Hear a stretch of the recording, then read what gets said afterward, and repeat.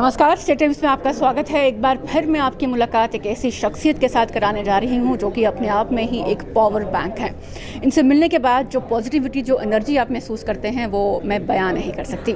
हमने इनकी कारकर्दगी पहले भी देखी, जब ये JKPDCL में थी वहाँ पर भी इन्होंने दिन रात देखे बिना अपने डिपार्टमेंट को ऊंचाइयों पर ले जाने के लिए दिन रात मेहनत की। और अब मैम कोऑपरेटिव्स की सेक्रेटरी हैं और अब कोऑपरेटिव्स का भविष्य भी बहुत जल्द सुनहरा होने वाला है। आज इसी पर इनके साथ बात करेंगे और जानने की कि आखिर जम्मू कश्मीर यूटी में लोगों के लिए कोऑपरेटिव्स की ओर से ऐसे क्या कदम उठाए जा रहे हैं कि उन्हें फ़ायदा मिल सके। मैम, सबसे पहले तो welcome to State Times. Thank you. और मुझे पर्सनली बहुत खुशी हुई मैम जब मैंने आज इस फंक्शन में आपको देखा और आपने जब उनको बीच में टोक कर बोला कि हम ऐसा करने वाले नहीं हैं, हम ऐसा करेंगे। तो I just like the spirit कि हम ऐसा करेंगे। तो अब जम्मू के लोगों को पहले आप ये बताइए कि कोऑपरेटिव्स किस तरह से एक बार फिर रिवाइव होगा और लोग उसका फ़ायदा उठा पाएंगे। कोऑपरेटिव डिपार्टमेंट पास्ट में भी काम करता रहा है। मुझे नहीं लगता गवर्नमेंट का ऐसा कोई महकमा है जो बिना काम किए रह सकता है। बस अब ये बात है कि क्योंकि गवर्नमेंट में और पूरी कंट्री में गवर्नमेंट की तरफ से एक मैसेज है कि सहकारिता के मूवमेंट को एक फिलिप देने की ज़रूरत है। और आपने देखा होगा ऑनरेबल PM ने अभी कुछ समय पहले अनाउंस किया कि एक सेपरेट मिनिस्ट्री इसके लिए क्रिएट कर दी गई है। और honourable home minister is also now minister in charge for the cooperative department, so cooperative ministry. तो हमारे ये एक वाइब पूरी कंट्री में फैली हुई है जिसमें सहकारिता से समृद्धि, जो ऑनरेबल PM का स्लोगन है, उसी को हम आगे बढ़ाने की यहाँ पे कोशिश कर रहे हैं। और कोऑपरेटिव मूवमेंट को सक्सेसफुल बनाने के लिए पब्लिक पार्टिसिपेशन, लोगों का पार्टिसिपेशन बहुत ज़रूरी है। और ज़्यादा से ज़्यादा maximum number of FPOs, farmer produce organisations, cooperative department के साथ रजिस्टर हों, ये हमारी मुहिम आज की है, जिसके लिए हमने रखा है आज का ये इंटरैक्टिव सेशन। और इसमें हमने अर्लियर टारगेट रखा था कि हम 25 FPOs जो है अगले 3 से 6 महीने के पीरियड में रजिस्टर करने की कोशिश करेंगे। लेकिन रिस्पांस इतना अच्छा आया है और गवर्नमेंट की तरफ से और डिपार्टमेंट की तरफ से जो फुल सपोर्ट हमने ऑफ़र किया है उसको देखते हुए हमने वो टारगेट आज पार्टिसिपेंट्स के कहने पे रिवाइज करके 50 कर दिया है। तो इस तरीके का कॉन्फिडेंस लोगों को देना ज़रूरी है। इश्यूज़ हाईलाइट किए गए हैं, जैसे कि जब FPOs क्रिएट होते हैं तो क्रिएट तो हो जाते हैं, लेकिन वो जब अपना प्रोडक्ट बनाते हैं उसकी मार्केटिंग में उनको स्ट्रगल करना पड़ता है, क्योंकि ब्रांडिंग का एक इशू हमेशा लोकल प्रोड्यूस के साथ रहता है।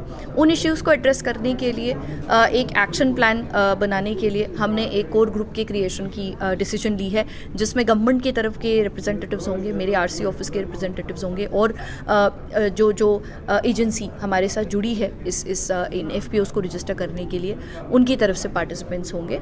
तो एक कोर ग्रुप बनाया जाएगा जो सर्टेन एक्शन पॉइंट्स पे काम करेगा अगले 3 से 6 महीने में इन 50 FPOs को फैसिलिटेट करने पे।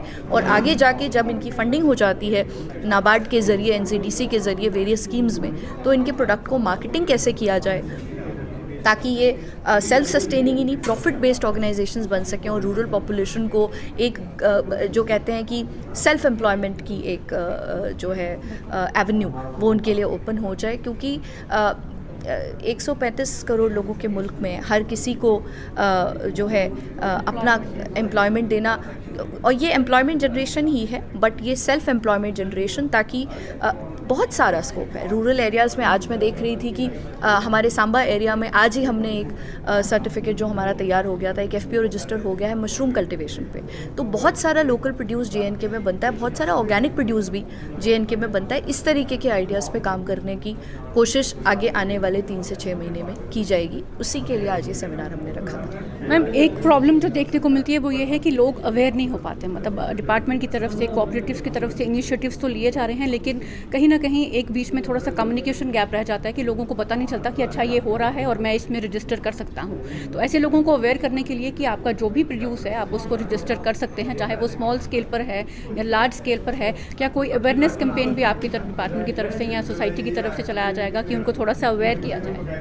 देखिए, लार्ज स्केल अवेयरनेस कैंपेन्स इस वक्त चलाना इसलिए एडवाइजेबल नहीं था बिकॉज कोविड का सिचुएशन जो है कंट्री में प्रिवेल कर रहा है और लार्ज गैदरिंग्स पे रोक भी है, और ये कोविड अप्रोप्रिएट भी है कि हम लार्ज गैदरिंग्स इस वक्त ना करें। जैसे जैसे इम्यूनाइजेशन बढ़ेगा, जैसे जैसे कोविड का जो इम्पैक्ट है वो कम होगा, लार्ज स्केल अवेयरनेस कैंप्स भी किए जाएंगे। बट गवर्नमेंट में हर रोज़ किसी ना किसी चीज़ पे अवेयरनेस कैंपेन चलती रहती है। और क्योंकि कोऑपरेटिव मूवमेंट में अब हमने जोड़ा है ऐसी एजेंसीज़ को, यहाँ पे एक मिल्क प्रोड्यूसर्स कोऑपरेटिव ऑर्गेनाइजेशन है जिन्होंने एक अपना एपेक्स लेवल का इंस्टीट्यूशन क्रिएट किया गया है to bridge that gap of awareness amongst the people and link them with the department directly.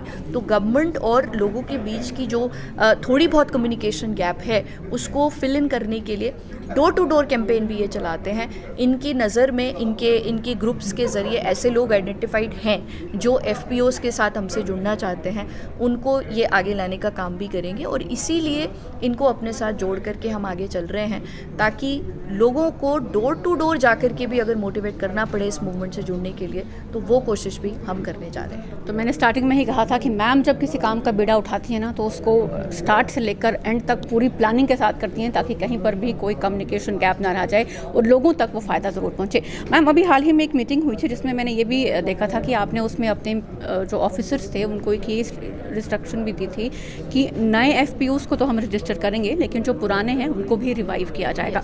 तो उसके रिवाइवल का प्रोसीजर क्या रहेगा? उसके रिवाइवल का ये है कि बहुत सारी सोसाइटीज़ ऑलरेडी बनी हुई हैं जिसमें से लगभग हमारी आधी, जब मैंने रिव्यू लिया डिपार्टमेंट का तो हमें पता चला कि आधी सोसाइटीज़ जो हैं वो डिफंक्ट हो गई हैं, वो काम नहीं कर रही हैं। या तो उन्हें वाइंड अप किया जाए अगर वो सोसाइटीज़ अपने टारगेट को लेके अब सीरियस नहीं है या उन्होंने कोई और एवेन्यूज़ ढूंढ लिए हैं जिसके लिए अब उनको सोसाइटी के थ्रू काम करने की ज़रूरत नहीं है तो उन्हें वाइंड अप किया जाए। बट ज़्यादा कोशिश ये करनी है कि अगर किसी कारणवश पिछले 2 साल कोविड की वजह से बहुत सारे इश्यूज़ आ गए, बहुत सारे जो काम थे वो रुक गए, स्लो हो गए, उसकी वजह से अगर कोई सोसाइटी डिफंक्ट हो गई है, फंडिंग की प्रॉब्लम की वजह से डिफंक्ट हो गई है, किसी और डिपार्टमेंट के साथ कोऑर्डिनेशन चाहिए, एग्रीकल्चर डेयरी फार्मिंग का कोलैबोरेशन चाहिए, एनिमल हस्बेंड्री डिपार्टमेंट के साथ कोलैबोरेशन चाहिए, फिशरीज़ के साथ कोलैबोरेशन चाहिए, इन कोलैबोरेशंस के ना रहते, इन सिनर्जीज़ के ना रहते अगर कोई काम रुक गया है तो अगर उन सोसाइटीज़ में रिवाइवल का पोटेंशियल है और उस सोसाइटीज़ के मेंबर उन सोसाइटीज़ को रिवाइव करना चाहते हैं तो उन्हें ये मौका दिया जाना चाहिए और हमें ज़्यादा कोशिश करनी चाहिए कि हमारी सोसाइटीज़ रिवाइव हों और वो वापस से काम करना शुरू करें। बिल्कुल सही बात इन्होंने कही कि जो पहले से सोसाइटीज़ हैं अगर वो एक बार फिर से रिवाइवल के लिए इच्छुक हैं तो वो यहाँ पर आकर कंटैक्ट कर सकती हैं और उन्हें रिवाइवल का पूरा चांस दिया जाएगा। मैम एक और पॉइंट जिसके बारे में बात करना चाहूँगी वो ये है कि मैंने हाल ही में पढ़ा था कि आप JKS कार्ड यानी कि Jammu Kashmir state cooperative agriculture and rural bank को भी एक बार रिवाइव करने के प्रपोजल पर बात चल रही है। तो बहुत देर से लोगों की भी ये डिमांड रहती है क्योंकि वो बैंक थोड़े लोगों के ज़्यादा नज़दीक रहते हैं। तो उसके रिवाइवल के बारे में आप क्या स्टेप्स उठाने वाली हैं और वो कब तक रिवाइव? जो सारे ही 9 कोऑपरेटिव बैंक्स हैं उनके रिवाइवल के बारे में हम सोच रहे हैं क्योंकि बैंक्स की जो स्थिति है वो थोड़ी चैलेंजिंग हो चुकी है बिकॉज़ पिछले 2 साल कोरोना की वजह से भी परफॉर्मेंस बैंक्स की वीक हो गई और उसके पहले भी क्योंकि हम स्मॉल स्केल लेंडिंग्स करते हैं और हम ऐसे तबके को लेंडिंग करते हैं जिनमें कई बार रिपेमेंट कैपेसिटी उतनी नहीं होती है तो इसलिए हमारी रिकवरीज़ जो हैं वो कभी कभी अफेक्ट हो जाती हैं। तो सारे ही बैंक्स को रिवाइव करने के ऊपर विचार किया जा रहा है और बैंक के मैनेजमेंट्स को आंसरेबल बनाया जाएगा, अकाउंटेबल बनाया जाएगा। अगर पिछले 7 या 8 साल से कोई MD किसी पोस्ट पे बैठे हुए हैं या एक पर्टिकुलर मैनेजमेंट एक बैंक को हेड कर रहा है तो उस बैंक की स्थिति में इतनी वर्जनिंग कैसे हो गई, उन इश्यूज़ को उन्हें हाईलाइट करना पड़ेगा, एड्रेस करना पड़ेगा, रेमेडियल स्टेप्स भी लिए जाएंगे। जो स्टेप भी रिक्वायर्ड होगा, अगर कहीं पे कोई चेंज रिक्वायर्ड होगा चेंज इंस्टीट्यूट किया जाएगा, अगर कहीं पे कैपिटल इन्फ्यूजमेंट की रिक्वायरमेंट होगी वो किया जाएगा। But everybody will have to be answerable and accountable for how the bank has performed over the period of past 10 years and the reasons specifically as to why the bank came in that particular condition or situation first of all, and then of course help from the side of the department and the government for the revival of the banks. Public interest will always be supreme and definitely will be kept in mind. तो public interest को हमेशा priority दी जाएगी और अब पारदर्शिता या transparency को लेकर जो भी शिकायतें आती थी वो शायद बहुत जल्द ख़त्म होने वाली हैं क्योंकि अब ट्रांसपेरेंसी और लोगों के जनहित को सबसे पहले प्रायोरिटी दी जाएगी। मैम एक आखिरी बात ये कहना चाहूँगी कि जो हमारी फीमेल्स हैं जो कि इस कोऑपरेटिव्स के साथ जुड़ना चाहती हैं उनके लिए आपका क्या मैसेज रहेगा? सभी माताओं को, बहनों को, मेरी दोस्तों को मैं ये अपने हवाले से वादा करना चाहती हूँ कि आप अगर अब मिलकर के अपनी कोई सहकार समिति बनाना चाहते हैं, अपना कोई FPO बनाना चाहते हैं, उसको सबसे टॉप पे प्रायोरिटी दी जाएगी, सबसे ज़्यादा फास्ट ट्रैक किया जाएगा और ये कोशिश ज़रूर होनी चाहिए। और जैसा कि यहाँ पे one of the members spoke की जो कोऑपरेटिव सोसाइटीज़ हैं उनकी मेंबरशिप में फ़ीमेल मेंबर्स का होना अनिवार्य है। तो जहाँ पे इलेक्शंस नहीं हो पाए हैं कोविड के रहते, हम कोशिश कर रहे हैं कि अगले 6 महीने में, साल में हम सारी कोऑपरेटिव सोसाइटीज़ के फ्रेश इलेक्शंस करवा दें, ताकि वहाँ पे हमारी जो माताएं और बहनें हैं जिनको वहाँ पे रह के मैनेजमेंट में अपना कंट्रीब्यूशन देने का चांस मिले, वो मिले।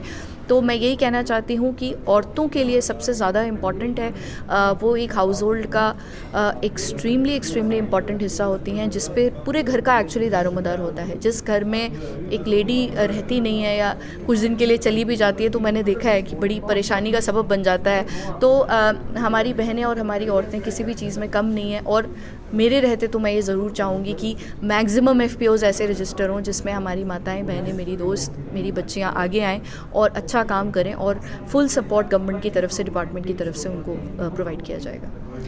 तो बहुत अच्छी बात मैम ने कही कि वो महिलाएं, वो बहनें जो घर बैठकर ये सोच रही हैं कि हम किस तरह से स्टार्ट करें, तो उनके लिए ये एक बहुत अच्छा इनिशिएटिव है। और साथ ही साथ मैं एक बार फिर ये बात बोल दूं कि उन महिलाओं को, ऐसे ग्रुप्स को हम प्रायोरिटी देंगे। और मैम ने कहा कि कोऑपरेटिव्स की तरफ से उन्हें प्रायोरिटी के साथ साथ उनके सभी काम फास्ट ट्रैक पर कराए जाएंगे, ताकि वो अपने आप में आत्मनिर्भर बन सके। और कोऑपरेटिव्स का और गवर्नमेंट का मेन सपना भी यही है कि लोगों को आत्मनिर्भर बनाएं, उन्हें सेल्फ एम्प्लॉयड बनाएं, ताकि वो खुद अपने पैरों पर खड़े होकर देश को आगे ले जाएं। चलिए इसी पॉजिटिव नोट पर इस सेगमेंट को यहीं ख़त्म करते हैं। बहुत जल्द आपकी मुलाकात फिर मैम से कराऊंगी, तब तक के लिए इजाज़त दीजिए। नमस्कार।